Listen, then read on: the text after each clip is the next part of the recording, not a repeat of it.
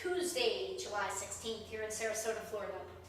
And among other things, today I would like to talk to you about why I believe I am living the greatest love story ever. It begins because I know most of you right there just jumped in your head and thought that it involves somebody else, right? Like a potential partner. Ultimately, I hope it does, because that is the only dream of mine that hasn't come true is, well, I've never been in love. Not as an adult. I was in love as a kid, but it was never physical. It was something emotional, and it was intense, and it was deep, and honestly, it kind of messed me up for most of my adult life because it was so intense. But I have even a beautiful, complete understanding of that now too. And I will talk about that specifically in future videos. This is the greatest love story because it's about finding my way back to 100% loving myself. When, I mean, it's all sort of arbitrary numbers, right? And only you can kind of assess yourself. But I'm going to tell you, I would say I pretty much hated myself 95% of the time. I mean, just with the messages I told myself over and over all day long.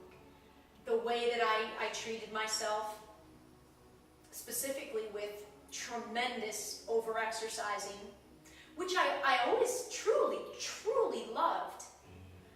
But the energy behind it was not one of love. It was one of sickness. It was one of, frankly, just burning calories. More often than not.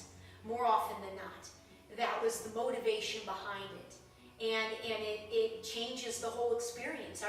Our motivations that are underlying our actions have energies.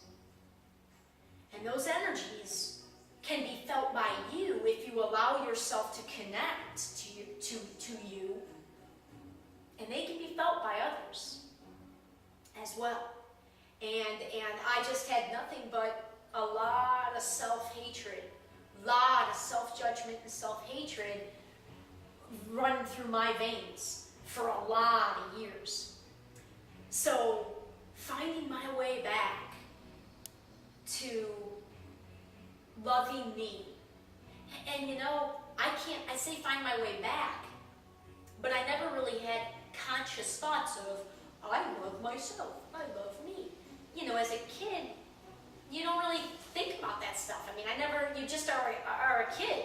And in my case, the negative messages to myself already started when I was a kid. So I guess I found myself back to the love of me for the first time, or I found that for the first time. But what's interesting is it's not singular. It's the greater love. It's the one love that is out there connecting everything. I mean, Bob Marley stated it. I mean, listen to Bob Marley's songs. I watched a documentary recently on him. Holy cow. God, and the music and his family, I mean, his kids, I mean, it's wow. One love. That's it. That's all there is. We just need to come together in that regard again. And in that recognition, in that understanding. And live that, folks, because that is why we're here. We are not here to just barely survive. We are here. We came here to desire and to create and to thrive. And it's all centered around love and joy and happiness. And it is absolutely possible to create a world based in those things, because the energy of those emotions has so much power. And why and how do I know that? From my own story. You are only seeing the very, very, very tip of the iceberg of what, of the energy I have within me that had been buried by the lack of love. I came into this world with crazy amounts of love. And my family situation quieted it quite extensively for a lot of years. But I believe, and I know, that my soul chose that. And I will talk about this idea and concept. It was a book I read when I was home in Michigan, as some of you may know, many of you probably not. In that year of spiritual awakening, why it happened. I had to write a letter